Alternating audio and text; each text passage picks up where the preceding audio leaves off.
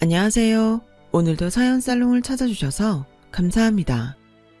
결혼생활 10년 만에 돌싱이 된 30대 후반 여성입니다. 저희 친정엄마가 저 키우실 때 친구는 가려가며 사귀라는 말을 종종 하곤 하셨는데 어릴 때는 그 말이 그렇게 듣기 싫더라고요. 마치 제 친구들한테 등급을 매겨 버릴 카드를 정하는 것 같았거든요.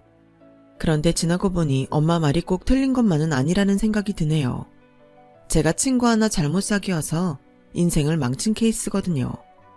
그래도 뒤늦게나마 정신 차리고 제2의 인생을 살고 있으니 결과적으론 완전히 망한 인생은 아니네요. 지금이야 심적으로 여유가 생겨서 이렇게 사연도 보내고 있지만 불과 몇 년 전까지만 해도 저는 산 송장처럼 겨우 숨만 헐떡이며 살았어요. 지옥이 있다면 제가 사는 그곳이 바로 지옥이다 싶었으니까요. 결혼 생활이라고 쓰고 지옥 생활이라고 읽을 정도로 제 결혼 생활은 순탄치 않았어요. 남들이 보기에는 학벌 좋고 직장도 좋은 남편 만나서 몸고생 마음고생 없이 사는 팔자 좋은 여자로 보였겠지만 실상은 정반대였거든요. 제 남편과 시댁은 겉으로 보이는 것과 전혀 다른 인간들이었어요. 제가 이런 집에 시집을 오게 된 건 바로 신우이 때문이었어요. 신우이와 저는 중고등학교 동창으로 흔히들 말하는 베프였어요. 등하굣길과 쉬는 시간, 점심시간에도 늘 함께할 정도로 꼭 붙어 다녔죠. 지방에 살다가 중학교 1학년 때 서울로 이사를 온 저는 한동안 친구를 못 사귀어서 혼자 다니고 있었어요. 그때 처음 제게 말을 걸어준 사람이 이후 제 시누이가 된 상이었어요. 우리는 알을 깨고 나와 처음 본 사람을 어미로 알고 따른다잖아요. 저 역시도 제게 처음 말을 걸어준 친구가 너무 고마워서 철석같이 믿고 따랐어요. 때로는 썩 내키지 않은 일일지라도 상이가 원하면 들어주곤 했었죠. 그게 의리인 줄 알았으니까요. 저희 집이 지방에서 올라오기는 했지만 할아버지 때부터 지방에서 꽤 큰 사업을 하고 있던 터라 형편은 서울 여느 집들보다 좋았어요. 반아이들은 제가 지방에서 올라왔다는 사실만으로 못 사는 집 아이일 거라고 지레 짐작하고 무시하곤 했었지만요.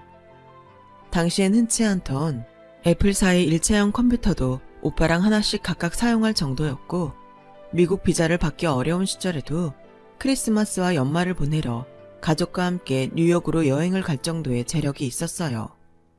서울로 이사를 온 건 아빠가 할아버지 회사에서 독립해 새로운 사업을 시작했기 때문이었죠.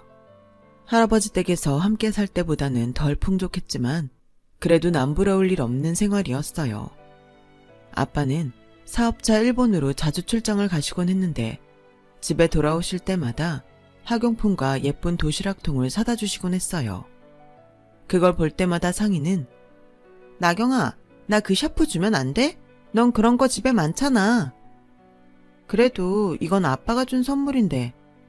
야, 친구끼리 그 정도도 못 주니? 너한테 정말 실망이야. 무력이 많았던 상이는 친구라는 관계를 앞세워 제 학용품을 뺏어다 쓰곤 했어요. 지금 생각해보면 거의 날강도 수준의 행동이었지만 그때는 친구니까 이해하고 넘어갔죠. 그렇다고 상이가 매번 제 걸 뺏기만 했던 건 아니었어요. 그랬었다면 우리 관계가 오래 이어질 수 없었겠죠.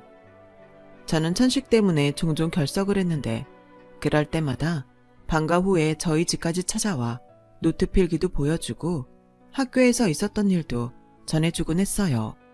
사투리를 쓰는 저를 놀리고 괴롭히는 아이들과 대신 싸워주기도 했고요. 상이가 무력이 심하긴 했어도 나름 의리 있는 친구였죠. 안 그래도 몸이 약한 딸이 걱정이던 저희 부모님은 언니처럼 저를 챙기는 상이한테 늘 고마워했어요. 엄마는 철마다 옷과 신발을 사주셨고 아빠는 용돈까지 챙겨주실 정도였죠. 마치 친자매처럼 6년 가까이 매일 붙어 다니던 우리는 대학에 들어가서야 떨어지게 되었어요. 항공기 승무원이 되고 싶어 했던 상이는 전문대 항공운행학과에 들어갔고 교사가 꿈이던 저는 사범대에 들어갔거든요. 처음엔 매일 붙어 다니던 상이랑 떨어져서 학교 생활을 하는 게 왠지 불안했어요. 분리불안 같은 거였죠.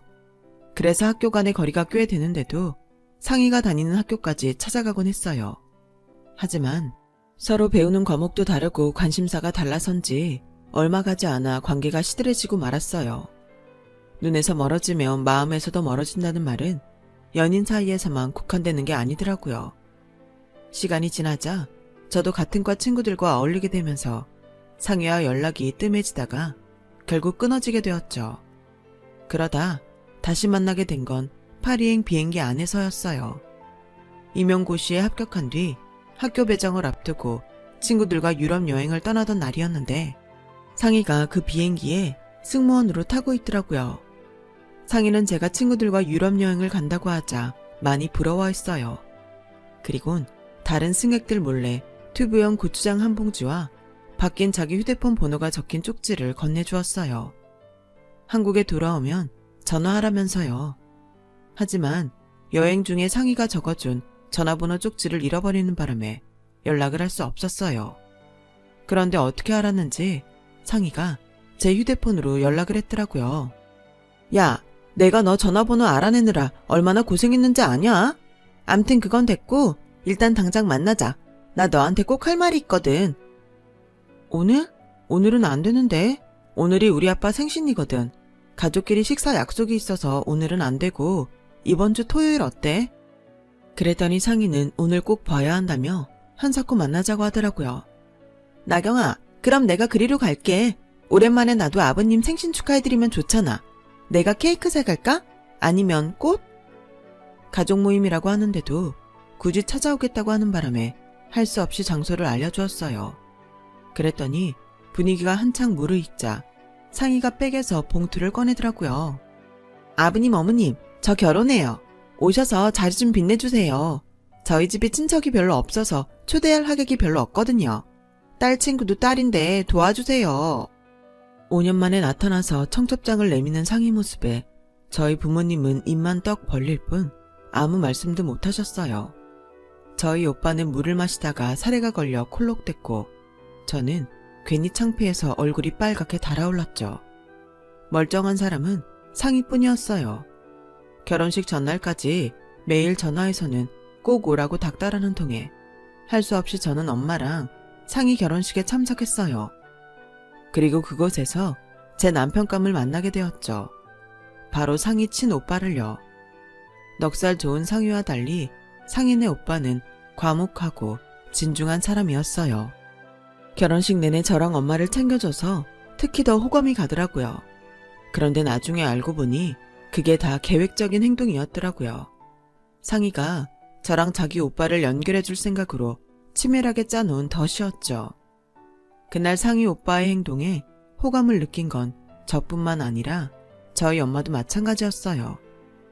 사람도 마음에 드는데 거기다 명문대 출신에 대기업 다닌다고 하니까 엄마는 내심 사윗감으로 탐내시는 것 같았어요.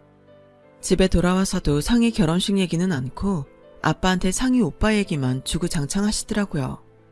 사람이 참 남자답고 좋더라고요. 우리 나경이 짝으로 딱이에요. 집에 언제 한번 부르면 어떨까요? 거참, 남녀 문제야 당사자들 마음이지 당신이 참견할 일이 아니야. 나경이가 좋다면야 어쩔 수 없지만.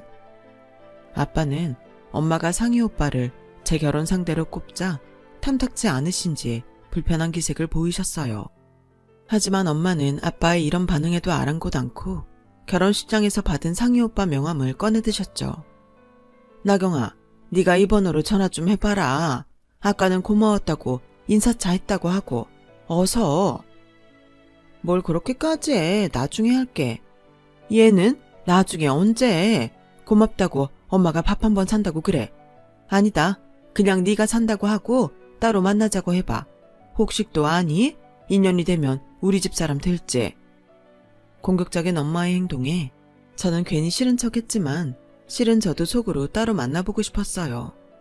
그래서 엄마 등살에 못 이기는 척 문자를 보냈죠. 아무래도 직접 전화를 하는 건 좀 부담스러워서요. 그랬더니 바로 단문이 왔더라고요. 오히려 와줘서 고맙다며 자기가 밥을 사고 싶다면서 언제 시간이 되냐고요. 그 일을 계기로 저는 상희 오빠랑 사귀게 되었어요. 처음엔 상희한테 비밀로 하고 만났다가 3개월쯤 지나 상희한테 말했어요. 그랬더니 안 그래도 자기가 우리 둘 엮어주려고 했는데 알아서 둘이 사귄다니 잘됐다고 하더군요. 그러면서 둘이 만나게 된 건 다 자기 덕분이니까 결혼하게 되면 자기한테 명품 백 하나는 사줘야 한다고 엄청 생색을 내더라고요. 그때는 별 생각 없이 알겠다고 하고 잊고 있었는데 이듬해 오빠랑 결혼을 하게 되자 상희가 기다렸다는 듯 그 얘기를 꺼내더라고요. 괜히 내 백 고르느라 시간 낭비하지 말라고. 내가 직접 백 넘버까지 적어왔으니까 이걸로 사줘. 상희가 사달라고 한 C사 명품 백은 10년 전인 당시 가격으로 800만 원이 훌쩍 넘는 모델이었어요. 그런데도 미안한 기색 하나 없이 당당하게 사달라고 요구하더라고요. 아무리 친구지만 뻔뻔한 그 행동에 기분이 상할 대로 상한 저는 따로 남편을 불러 한 소리 했어요. 오빠, 상희쟤 정말 너무한 거 아니야? 아무리 그래도 그렇지 어떻게 1000만 원 가까운 가방을 사달라고 그러냐? 아, 기집애. 그래도 어쩌겠어. 사실 우리 연결해준 건 상희잖아. 그냥 눈 딱 감고 사줘. 괜히 이런 일로 결혼식도 하기 전에 적으로 돌릴 필요는 없잖아. 명품백 사주고 신우이 시집살이 안 하고 살면 그게 이익 아냐? 이익은 무슨 이익? 괜히 예단비만 왕창 더 들게 된 거지. 기집애. 명품백까지 받고도 신우이 노릇 하려 들면 그땐 가만 안 둘 거야. 분하긴 했지만 비싼 예단해주는 셈치고 신우이 예단으로 백을 샀어요. 그런데 시댁에 예단을 보낸 그날 상희한테 전화가 왔지 뭐예요. 자기 몫에 예단이 안 왔다고요. 무슨 소리야? 네 백은 오빠 편에 직접 보냈는데 다시 한번 잘 찾아봐. 백? 내 거 백으로 샀어? 어디 거? 얜 자다가 봉창 두드리나. 네가 사달라는 모델로 사서 보냈잖아. 샤넬 걸로. 그랬더니 상희가 기가 막힌다는 듯 헛웃음을 치는 거예요. 그건 너랑 오빠가 연결해준 거에 대한 답내고 내 몫의 예단은 따로 해야지. 너 설마 백 하나로 이거저거 다 퉁치려고 그랬던 거야? 어이없다 정말. 너 그렇게 안 봤는데 사람이 참 쪼잔하구나. 암튼 난 그 백은 예단으로 못 쳐주니까 내 몫의 예단은 꼭 보내줘. 야, 너 정말 이럴 거야? 모르는 사이도 아니고 친구 사이에 어쩜 남보다 더하니? 그건 내가 할 소리야. 너야말로 친구 사이에 남들보다 더해주면 몰라도 그깟 신우이 예단에 돈이 얼마나 든다고 그걸 빼냐? 나 이번 일 정말 서운해. 이러고도 우리 집에 시집와서 네가 편할 것 같니? 어림없어 기집애야. 상희는 오히려 지가 성을 내고는 전화를 끊었어요. 800만 원도 넘는 백을 받아놓고도 예단을 따로 해달라니 이게 정신이 제대로 박힌 사람인가요? 하도 열이 받아서 씩씩대고 있었더니 엄마가 제 방에 들어오셨어요. 밖에서 통화 내용 다 들으셨다면서 얼른 백화점 가서 화장품 세트라도 하나 사서 갖다 주고 끝내라고요. 친구로 만날 때나 친구지 이젠 네 신우이 아니니? 예전에도 상희 걔가 무력이 좀 심했니? 툭하면 네 옷이며 가방, 심지어 지한테 맞지도 않는 네 운동화까지 뺏어갔었잖아. 오죽하면 내가 네 거 살 때 상희 거도 같이 사서 줬겠니? 괜히 결혼 전부터 얼굴 붉힐 거 없이 하나 사주고 끝내. 그래야 네가 편해.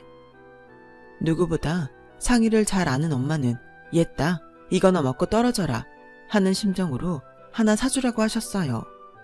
생각 같아선 1000원짜리 양말 한 켤레도 사주고 싶지 않았지만 앞으로 있을 평탄한 결혼 생활을 위해 엄마 말대로 화장품 세트를 남편 편에 보냈어요. 그리고 한 달 뒤 결혼식 날이 됐어요. 상희는 마치 자기 결혼식인 것처럼 하얀 프릴 원피스를 입고 왔더라고요. 그 모습에 결혼식장을 찾은 고등학교 동창들은 다들 한마디씩 했어요. 어머어머, 쟤 미쳤어. 오늘이 쟤 결혼식인 줄 아나 봐. 상희 제가 예전부터 좀 그랬잖아. 나경이 학용품 뺏어서 애들한테 자랑질하고 다니고 어디서건 지가 주목받으려고 그러고 집어로 개 못 준다더니 나경아 너 정말 괜찮겠니? 저럼 입상 신우이랑 어떻게 사니?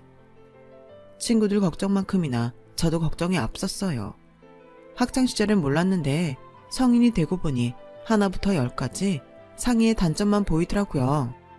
그동안 저런 애랑 어떻게 절친으로 살았나 싶을 정도였죠. 그런데 이게 끝이 아니었어요. 결혼식을 마치고 호텔에서 하룻밤을 보낸 뒤에 다음날 이른 아침 비행기로 신혼여행을 떠나기로 했는데 글쎄 밤 12시가 다 돼서 상희한테 전화가 왔더라고요. 새벽부터 메이크업하랴 드레스 입으랴 하루 종일 시달린 탓에 호텔에 들어오자마자 그대로 뻗었던 저는 잠결에 전화를 받았어요. 그랬더니 뭐라는 줄 아세요? 나경아, 자는데 깨워서 미안. 내가 내일 전화하려고 했는데 급하게 내일 오전에 비행 스케줄이 잡혀서 지금 아니면 말할 시간이 안 될 것 같아 전화했어. 너 자야 되니까 용건만 간단히 말할게. 오늘 결혼식에 온 고등학교 동창들 말이야. 이런 말하기 뭐하지만 실은 걔들이 나보고 온 거거든. 내가 우리 오빠 결혼식이라고 모바일 청첩장 죄다 뿌렸는데 걔들이 글쎄 축의금을 신부 측에 냈다지 뭐야. 그래서 말인데 그거 돌려줬으면 해. 나보고 온 하객들이니까 축의금은 내가 받는 게 맞잖아. 안 그러니? 제희, 지영이, 정미 또 누가 왔더라? 암튼 내가 식장에서 본 애들만 해도 8명은 되더라. 걔들이 낸 축의금 내 계좌로 좀 붙여줘. 5만 원씩만 했어도 40만 원인데 안 받고 넘기기엔 좀 큰돈이잖아? 야 전상이, 너 고작 그 말하려고 자는 사람 깨워가며 전화한 거야? 너 정말 제정신이니? 그리고 걔들 네 동창이기도 하지만 내 동창들이기도 해. 네가 모바일 청첩장을 뿌렸으면 뭐, 난 걔들 직접 만나서 밥 사고 술까지 사면서 종이 청첩장 돌렸어. 걔들 결혼식에도 다 갔었고. 근데 넌 걔들 결혼식에 가긴 했니? 안 갔지? 애들이 그러더라. 네 결혼식 땐 자기들 죄다 부르더니 정작 자기들 결혼식엔 네가 코빼기도 안 비추더라고. 그래놓고 뭐? 축의금을 내놓으라고? 싫어. 못 줘. 내가 그 돈을 쓰레기통에 버리는 한이 있어도 너한테는 절대 안 줘. 사람이 양심이 있어야지. 제발 인간답게 좀 살자. 열이 확 올라서 꽥 질러버렸어요. 그 바람에 옆에서 자고 있던 남편이 잠에서 깼더라고요. 무슨 일이야? 자기 사기랑 싸웠어? 그냥 좋게 좋게 끝내지. 왜 그랬어? 좋게 좋게? 자기도 자기 동생이 하는 꼴을 보라고 좋은 말이 나가나. 새벽부터 준비해서 공항 가야 되는 거 뻔히 알면서 전화에 뭐라는 줄 알아? 오늘 결혼식에 온 동창들이 낸 축의금 자기 달래. 그 말 하려고 이 시간에 자는 사람 깨워가며 전화한 거래. 그런데 좋은 말이 나가겠어? 자기야, 나 정말 자기 동생 때문에 미칠 것 같아. 정말 돌겠다고. 상희는 결혼식 전부터 사사건건 사랑 꼭지 돌게 만들더니 기어이 신혼여행 가는 날까지도 저를 열받게 했어요. 이건 친구도 뭐도 아니었죠. 하도 얄미워서 신혼여행을 마치고 돌아올 때 신우이 내외 선물은 일부러 안 사왔어요. 사주고 싶은 마음이 생겨야 선물도 사주는 거 아니겠어요? 그랬더니 제가 이혼하는 그날까지도 상희는 신혼여행에서 자기 선물 안 사온 걸 트집 잡더라고요. 모르긴 해도 제가 이혼을 안 했으면 둘 중 하나가 죽는 날까지 그 얘기를 했을지도 몰라요. 상희의 여우 같은 짓은 10년간의 제 결혼기간 내내 이어졌어요. 그런데 살아보니 시댁의 여우는 신우이 혼자가 아니더라고요. 도대체 신우이가 누굴 닮아서 일어나 했는데 딱 저희 시어머니였어요. 시어머니는 노래교실 강사를 하시는데 사람들 앞에서는 서글서글하고 사람 좋은 얼굴을 하시지만 집에서는 완전 다른 모습이었어요. 집안에 경조사가 있을 때마다 매번 저희 친정 부모님께 연락해서 조의금이랑 축의금 뜯어가는 건 기본이고 김장철마다 저희 친정에서 김치까지 얻어다 드셨거든요. 안 싸둔 올해 김장은 안 하세요? 우리 바깥 양마디 안 싸둔 김치가 아니면 김치에 젓가락을 안 대잖아요. 올해도 내가 염치불고하고 김치 구걸하게 생겼다니까요. 기왕 하시는 거 꼬들빼기도 조금만 해주십사 하는데 어떻게 안 될까요? 많이 할 거 없이 김치통으로 한 통만 부탁할게요. 내가 김장비라도 조금 들어야 하는데 워낙 잘 사는 집이라 10,000원짜리 몇 장 내밀기도 창피하고 그래도 받지도 않으실 것 뻔해서 매번 입으로 인사만 합니다. 배추김치에 알타리에 파김치, 거기다 꼬들빼기까지 다 퍼가면서 매번 말로만 하는 인사로 퉁치세요. 어디 그뿐인 줄 아세요? 저희 집 김장날이면 귀신같이 알고 신우이가 자기 남편까지 대동하고 찾아와서는 김치 퍼가는데 정말 쌍욕이 목구멍까지 차오른다니까요. 그러니 그 많은 양을 하려니까 매번 김장 때마다 돈 주고 사람까지 사서 김장을 담가야 했어요. 그래서 참다 못해 남편한테 한 소리 했더니 뭐라는 줄 아세요? 그깟 김치 좀 나눠 먹은 것 가지고 아깝다고 그 난리를 치냐는 거예요. 그깟 김치? 자기 김장하는데 돈이 얼마가 드는지 알아? 돈을 떠나서 일이 얼마나 많은지 알기는 하고 하는 소리냐고. 시댁이랑 자기 여동생 김장하느라 매년 사람까지 둘이나 불러서 하는 건데 그깟 김치라는 소리가 나와? 그래. 그럼 앞으로는 자기가 그깟 김치 담그는 값 내면 되겠네. 재료비랑 인건비 다 해서 한 집당 40만 원씩 도합 80만 원 내. 그럼 자기 앞에서 김장 얘기 절대 안 할 테니까. 아니, 무슨 김치를 80만 원이나 주고 해. 인터넷에서 사 먹으면 몇만 원도 안 하던데. 왜? 내가 사기치는 것 같아? 내가 매년 김장 재료비 품목별로 엑셀에 정리해둔 거 있으니까 못 믿겠으면 당신이 확인해봐. 김치 담그는데 배추만 들어가나? 고춧가루에 마늘, 생새우, 부수적으로 들어가는 양념만 해도 몇십만 원이야. 근데 자기네 식구들이 그걸 매년 공짜로 가져다 먹고 있다고. 그런데도 이 정도 투정도 못 듣겠다고 그러는 거야? 알았어. 그깟 김장비 내가 다 챙겨줄 테니까 그만 좀 해. 말은 그렇게 해놓고 이혼하는 해까지 남편은 김장비를 내놓지 않았어요. 여기까지만 해도 뒷목 잡을 일이 하나 둘이 아니지만 결정적으로 제가 이혼을 하게 된 이유는 따로 있었어요.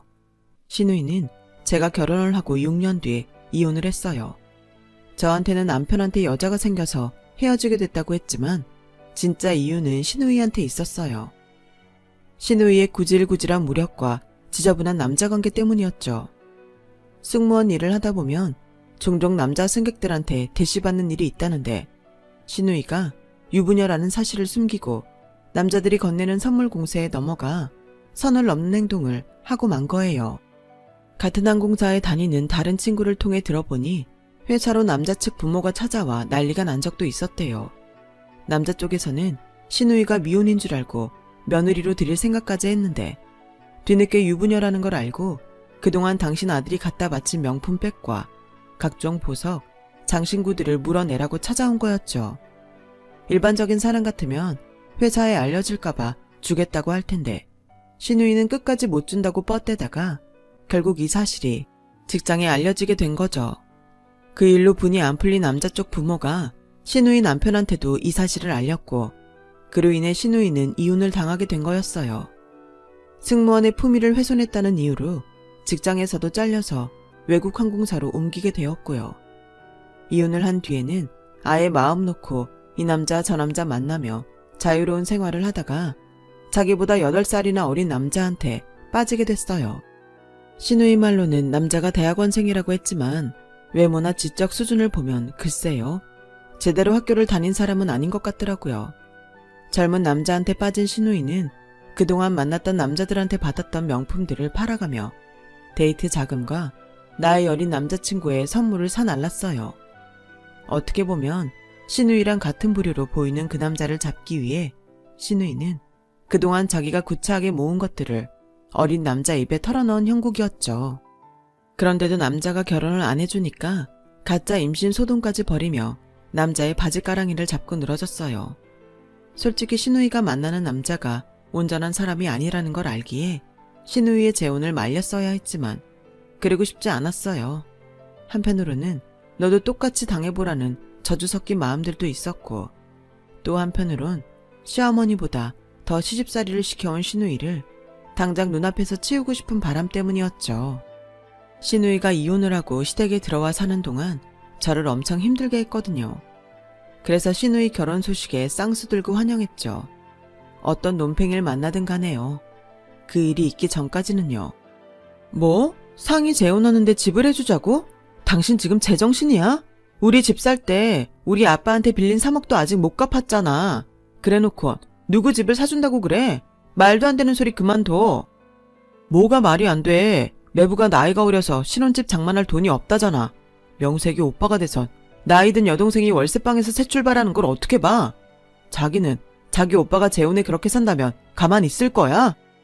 여기서 우리 오빠 얘기가 왜 나와? 우리 오빠는 부모님한테 손 한 번 안 벌리고 자기 힘으로 집 장만해서 결혼했어. 누굴 누구한테 비교해? 너 지금 나 들으라고 하는 소리냐?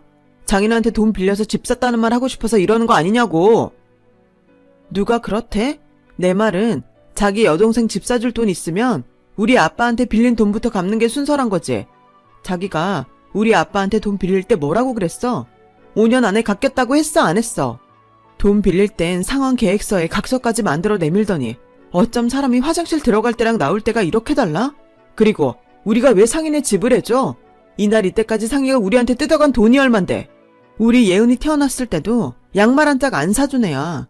조카 100일이고 돌이고 유치원 들어갈 때도 항상 맨입으로 와서 나 몰래 애 돌반지까지 훔쳐서 집 목걸이로 세팅해 끼내라고. 그런데 집을 해주자고? 싫어. 내가 돈다발을 태워서 불멍을 하는 한이 있어도 상이한테는 안 줘. 야, 너 지금 말 다 했어? 넌 친구라는 게 어떻게 이러냐? 가끔 보면 너 상이한테 열등감 있는 것 같아. 아니면 왜 그렇게 상이 일에 쌍심지를 켜고 달려들어? 상이가 너한테 뭘 그렇게 잘못했는데. 막말로 유부녀한테 선물 공세한 놈들이 미친놈들이지. 결혼한 거 말 안 한 게 잘못이냐? 너 혹시 상이랑 젊은 남자랑 재혼한다니까 샘나서 그러는 거 아냐? 그냥 부러우면 부럽다고 말해. 괜히 구차하게 어거지 부리지 말고. 그리고 내가 아파트를 사준댔냐? 오피스텔을 사준댔냐? 경매에 나온 1억 5천짜리 빌라 하나 사주겠다는데 뭘 그렇게 거품을 물어. 니네 집이야 돈 많으니까 나한테 빌려준 3억 안 받아도 그만이지만 내 동생네는 당장 들어가 살 집도 없다잖아. 불쌍하지도 않아. 남편은 말도 안 되는 논리를 펼치면서 기어이 은행 대출을 받아서 여동생네 집을 사주겠다고 우겼어요. 그리고는 넘지 말아야 할 선까지 넘고 말았죠. 장인어른이 살면 얼마나 사시겠냐. 채권자 죽으면 채무도 사라지는 거야. 그런데 내가 미쳤다고 지금 돈을 갚냐? 장인어른 죽으면 어차피 우리가 받을 유산인데 나중에 상속세 안 내고 챙길 수 있으니까 너도 좋은 거잖아. 그러니까 눈치 없이 친정 식구들 앞에서 내가 3억 빌린 얘기 좀 그만하라고. 돈 안 갚으려고 우리 아빠 죽기를 바라는 남편 앞에서 저는 더 이상 싸울 전의를 상실했어요. 이건 남편이 아니라 개만도 못한 잡놈이란 생각이 들었거든요. 그래서 이혼을 결심했어요. 제가 요구한 건 아이 양육권과 친권, 그리고 재산 분할이었어요. 아빠한테 빌린 3억은 재산 분할한 뒤 반반 부담하자 했고요. 그랬더니 애 데려가고 싶으면 돈은 놓고 가라고 하지 뭐예요? 야, 애까지 뺏기는데 내가 돈도 뺏겨야겠냐? 돈 주고 산다 셈치고 돈은 놓고 애만 데려가. 나도 새 출발하려면 돈은 가지고 있어야 할 거 아냐. 남편은 자식을 돈 받고 팔겠다는 말을 눈 하나 깜박 않고 했어요. 그런데 하필 그 소리를 연락도 없이 저희 집에 찾아온 친정 부모님이 들어버렸지 뭐예요. 아빠는 남편 말이 떨어지자마자 무섭게 호통을 치셨어요. 이런 개차방 같은 놈, 네 놈이 그러고도 애비냐? 네 자식을 돈 주고 사가라고? 어디 할 말이 없어서 그딴 소리를 짓거려? 네가 그러고도 인간이야?